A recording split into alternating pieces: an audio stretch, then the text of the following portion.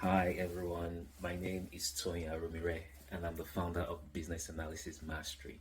Today I'm going to be talking to you about breaking down requirements.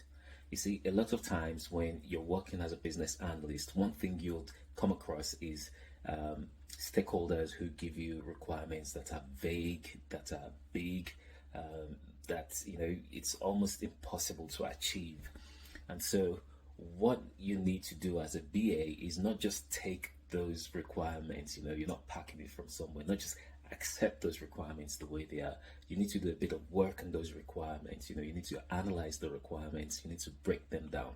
And some of the things you want to be looking out for when you're looking at requirements will be the size of the requirements, the simplicity behind the requirement, the negotiable range of requirements that you've been provided with. Can you negotiate that requirement? The testability of those requirements.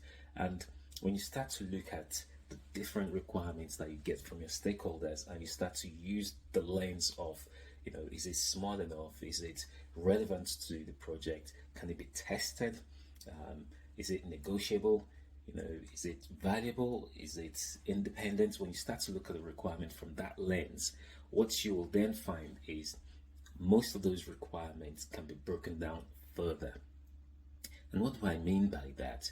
When you have a requirement that has been you've elicited the requirements from your stakeholder and it comes across the lines of you want to be able to do A and B in one requirement. Now, the fact that you've already added "and" to a requirement already makes it vague or ambiguous. And the question you need to ask yourself is, if I'm a tester or a developer and I'm looking at this requirement from the definition of done, how do I categorize what's done? Is it when A is successful, or when B is successful, or is it when A and B are both successful? And that already creates a little bit of ambiguity, a little bit of confusion and complexity for the requirement. So the simple thing you need to do when you see big requirements like that is to check that those requirements can be broken down using the CRUD framework. It's called CRUD or CRUD, or whatever you want to call it, but that stands for Create, Read, Update, Delete. And you want to check, can you actually break down the requirements to be able to create, read, update, and delete from that particular requirement.